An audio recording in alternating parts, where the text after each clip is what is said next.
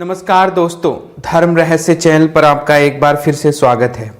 आज हमें एक ऐसा अनुभव प्राप्त हुआ है जो एक मंदिर के और साथ ही साथ भगवान शिव के जो गले में निवास करने वाले सर्प हैं उनकी कहानी को दर्शाता है, बताता है किस प्रकार से भगवान शिव के ये अनन्य भक्त जिन्हें हम सर्प कहते हैं, नाग कहते हैं, वो भगवान शिव की आराधना किया करते हैं। तो ये अनुभव जिन्होंने भेजा है वो इस कहानी को बता रहे हैं, साथ ही साथ उस स्थान के बारे में भी बताना चाह रहे हैं जहाँ नाग स्वयं भक्ति करता है भगवान शिव की और कैसे वो कई वर्षों से ऐसा करता चला आ रहा है और उसके कारण उनके घर का संकट भी कैसे दूर हुआ। यह सारी गोपनीय बातें आज की अनुभव में आपको प्राप्त होंगी। तो चलिए शुरू करते हैं। नमस्कार गुरुजी, मेरा नाम रूप कुमार वर्मा है। मैं आगरा के पास एक गांव का रहने वाला हूं और अपने स्थान का ज़्यादा वर्णन नहीं करना चाहता क्योंकि लोग इन बातों पर विश्वास कम करते हैं, लेकिन उस प्राचीन मंदिर के बारे में अवश्य बताना चाहूँगा जिसके से मेरी जीवन की घटनाएं जुड़ी हुई हैं। आज से लगभग 14 साल पहले की बात है।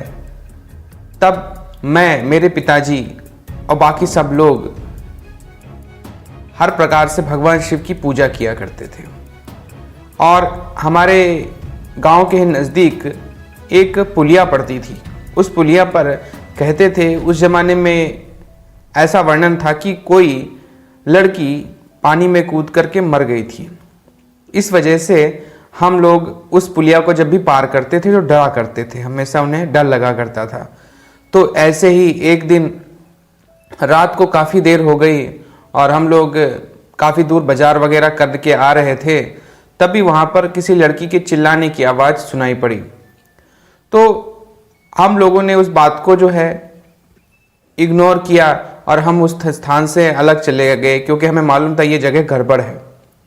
लेकिन पता नहीं ऐसा क्यों हुआ कि मेरे पिताजी वो हम लोगों से पीछे जो आ रहे थे चलते हुए, हमसे कुछ ही दूरी पर, वो हमसे थोड़े से ही पीछे थे, उनके मन में एक भावना आई और वो वहाँ से नीचे उतर गए उस लड़की को बचाने के लिए। जबकि हम लोग और वो खुद भी ये बात जानते थे कि यहाँ पर गड़बड़ है, लेकिन कैसा वशीकरण था हमें इस बात को नहीं समझ में आता। वो नीचे पर चले गए और उस लड़की की तरफ बढ़ने लगे। जब वो वहाँ तक पहुँचे और तभी उन्हें पता नहीं किस प्रकार से होश आया और उन्होंने जोर से मुझे आवाज़ दी। मैंने उनकी आवाज़ को सुना और पीछे मुड़कर देखा तो वो कहीं दिखाई नहीं दिए। उनकी आवाज़ लगातार चिल्लाने की आ रही थी। तो मैं तेज़ी से पुलिया की तरफ दौड़ते हुए भागा और मैंने जब सामने देखा तो मेरे पिताजी नीचे थे और वहाँ से वो कह रहे थे जल्दी से मुझे यहाँ से निकाल। उनके पैरों में काफ़ी मिट्टी लग गई थी और वो मिट्टी से उनके पैर बहुत ही ज़्यादा भारी हो गए थे। तो मैं तुरंत ही कई पेड़ों के पत्ते तोड़ लिया और दौड़ते हुए उनकी तरफ गया और उनके पैर से वो मिट्टी उन पत्तों के वजह से हटाने की कोशिश करने लगा। मैं लगातार कोशिश करता जा रहा था और मैं फिर उनके पैरों से काफ़ी 4-5 किलो मिट्टी लगभग मैंने हटाई। वो बिल्कुल सन गए थे पैरों में। मैंने पूछा आप यहाँ नीचे क्यों आए? तो उन्होंने कहा मुझे भी पता नहीं, ऐसा लगा जैसे कोई लड़की पुकार रही है और मैं नीचे उतरता चला गया और मुझे तब होश आया जब मैं इस पानी में और इस कीचड़ में इतनी दूर तक धंस गया था। तो बड़ी ही अजीब सी बात मेरे साथ हुई थी। मैंने उनसे कहा आप तो इस बारे में जानते हैं कि यहाँ पर एक लड़की पानी में कूद के मर गई थी, इस वजह से अब कुछ तो गड़बड़ जरूर है, इसलिए आपको यहाँ नीचे नहीं आना चाहिए था। और फिर हम लोग गांव अपने निकल लिए और हम अपने जब घर पहुँचे रात के समय में पिताजी फिर से एक बार चिल्लाने लगे और वो चिल्ला रहे थे कि वो मेरे छाती पर बैठी है, वो मेरी छाती पर बैठी है, और बहुत ही तेजी से वो चिल्ला रहे थे। फिर हम सब ने उनके पास गए तो उनसे पूछा क्या हो रहा है? तो वो चिल्ला के तो कहने लगे ये लड़की जो है ये नागिन है और नागिन मेरी छाती पर बैठी है, ये नागिन है, ये नागिन मेरी छाती पर बैठी है। वो बार बार इस तरह से बोल रहे थे। हम लोगों को समझ में नहीं आया। तो फिर हम लोगों ने पूजा घर में रखे हुए जल से अभिमंत्रित उसका पानी जो है उनकी छाती पर छिड़का और फिर थोड़ी देर के लिए वो शांत पड़ गए। रात में फिर 2-4 घंटे बाद फिर से वो चिल्लाने लगे।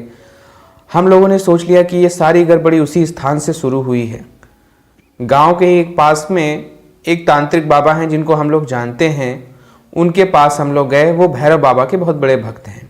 उनके पास जाने पर उन्होंने अपनी तंत्र विद्या से जानने की कोशिश की कि क्या उनके साथ हुआ है। हमने सारी बातें उनको बता दी थी। धीरे धीरे करके वो जानने की कोशिश की तो उन्होंने कहा कि वहाँ पर एक लड़की जो है वो नागिन की आत्मा उसमें प्रवेश कर गई है और इस वजह से जो लड़की मरी थी वो और नागिन दोनों आत्माएं एक साथ रहने लगी हैं। यह ऐसा क्यों हुआ इस बारे में तो जानकारी नहीं है, लेकिन दोनों आत्माएं एक साथ मिल गई हैं। इस वजह से वो जगह बहुत ही खतरनाक हो गई है। आप जब भी वहां से गुजरे तो वहां पर भगवान शिव का नाम लेते हुए गुजरे, तभी वो शक्तियां आप पर हमला नहीं करेंगी और उन पर आकर्षित होने की उनसे बिल्कुल भी आवश्यकता नहीं है। तो ऐसी बात पर हम लोगों ने कहा कि इसके लिए क्या किया करना संभव है। तो उन्होंने कहा कि तुम्हें किसी ऐसे सर्प को ढूंढना होगा जिस सर्प ने भगवान शिव की आराधना की हो, और वही केवल उसके दर्शन मात्र से ही ये चीज़ है तुम्हारी नष्ट हो जाएगी, वरना यह नष्ट नहीं हो पाएगी। हमारे लिए एक बहुत बड़ा ही सवाल था, लेकिन फिर भी हम लोगों ने सोचा कि हाँ, ऐसा सर्प कहाँ मिलेगा। तो कुछ लोगों ने कहा कि ऐसा करो कि सर्प को किसी मंदिर में छोड़ दो और वो फिर जो है आप उसके दर्शन कर लेना और उनके पिताजी को दिखा देना, तो आपके पिताजी ठीक हो जाएंगे। तो हमने यही किया और हम एक नाग वाले को पकड़ लाए और उससे कहा कि अपना सर्प जो है इस मंदिर में भगवान शिव के छोड़ दो और हम पिताजी को ले आएंगे और दिखा देंगे। बड़ी अजीब बात है कि वो सर्प ऐसे भाग गया कि कुछ पता ही नहीं चला। वो बेचारा सर्प वाला भी ढूंढ नहीं पाया उसे। वो सपेरा इधर उधर टहलता रहा, लेकिन उसे वो सांप दोबारा दिखाई ही नहीं पिया। यानी कि हमारी वो की गई सारी सोच जो थी वो कब कामयाब नहीं हो पाई। हम लोगों ने सोचा कि अब ऐसा क्या करना चाहिए जो कुछ ऐसा संभव हो। लेकिन तभी एक व्यक्ति आए और उन्होंने हमें एक बात बताई जिसको देख करके हमारा दिल बहुत ज़्यादा खुश हो गया। उन्होंने कहा, हमारे ही आगरा में एक गांव है जिसका नाम है सलेमाबाद। वहाँ पर एक प्राचीन शिव मंदिर है और वहाँ पर एक सांप या नाग जो है वो कई सालों से, लगभग 1-2 साल हो चुके थे, तब से भगवान शिव के मंदिर में आता है। तो इस बात को हमने सुना, हमको यकीन नहीं हुआ, लेकिन मैंने कहा ठीक है, अगर ऐसा है तो ऐसे सांप के दर्शन करने से निश्चित रूप से मेरे पिताजी का रात को उठ करके बैठना और चिल्लाना शायद बंद हो जाए। इस वजह से हम लोग रात के समय ही उस स्थान के लिए निकल लिए और जल्दी ही वहां पहुंच गए। सुबह सुबह पहुंचे तो वहां के लोगों ने हमें बताया कि हाँ, ये बात सच है और यहाँ नाग आता है और वो शिव मंदिर में आके दर्शन करता है। लेकिन तब तक ये बात फेमस हो चुकी थी कि नाग सुबह 10 बजे करीब आता है और 3 बजे तक मंदिर में वो रुका रहता है, और इसके बाद ही जो है श्रद्धालु कोई जो है दर्शन कर सकते हैं मंदिर में। जब तक वो रहता है तब तक दर्शन करना मना है। तो ऐसी बात के लिए हम लोगों ने सोचा कि चलो कोई बात नहीं, जब तक कि यह नाग निकलेगा उसी समय हम अंदर चुपके से जा कर के अपने बाबा जी को, यानी अपने पिताजी को मैं अपने दर्शन करा दूंगा। शिव भगवान की दर्शन के साथ साथ उस नाग के दर्शन हो जाएंगे तो निश्चित रूप से कुछ ना कुछ तो भला अवश्य होगा।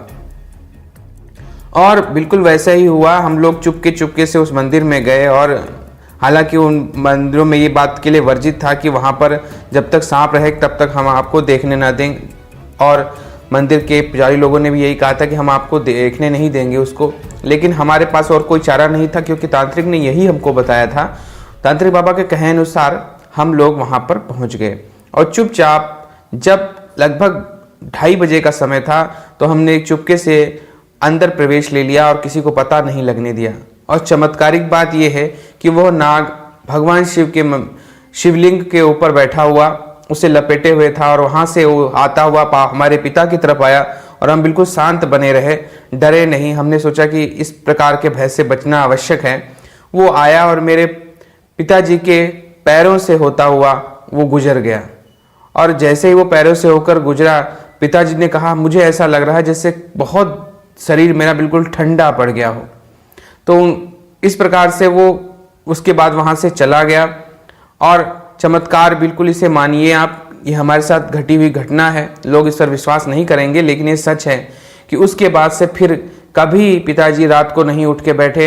उनकी छाती पर जो लड़की आकर के बैठ जाती थी और नागिन बन जाती थी, वो कभी भी नहीं हुआ।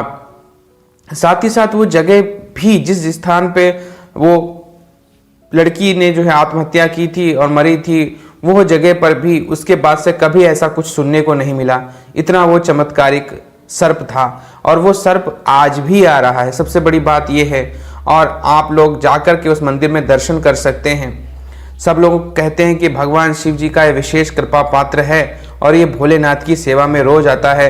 इस वजह से ये पूजनीय आत्मा है और ये चमत्कारिक सर्प को देखने के लिए लोगों की भीड़ यहाँ पर जुटा करती है। हालांकि लोगों के लिए मना किया गया है कि जब तक सांप मंदिर के अंदर रहेगा तब तक आप में से कोई भी वहां जाकर के दर्शन भगवान शिव का नहीं कर सकते हैं। तो यह हमारे उत्तर प्रदेश में आगरा में एक गांव सलेमाबाद है और उसी सलेमाबाद गांव में यह प्राचीन मंदिर है और यहाँ पर नाग आता है और सुबह 10 बजे के करीब और दोपहर 3 बजे तक वो मंदिर में रुकता है और इसी को सुनकर श्रद्धालु दर्शन करने के लिए बड़ी दूर दूर से यहाँ पर आते हैं और अपने कष्टों का निवारण पाते हैं और साथ ही साथ इस दुर्लभ घटना को देखते हैं।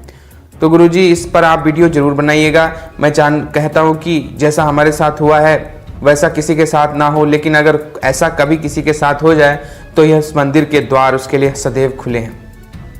आपको प्रणाम और चैनल के सभी भाई बहनों को मेरा प्रणाम। तो ये था इनका अनुभव और बहुत ही विचित्र और बहुत ही अच्छा अनुभव इन्होंने भेजा है और एक भगवान शिव की महत्ता और उनके गले में वास करने वाले नागराज की महत्ता को दर्शाता है।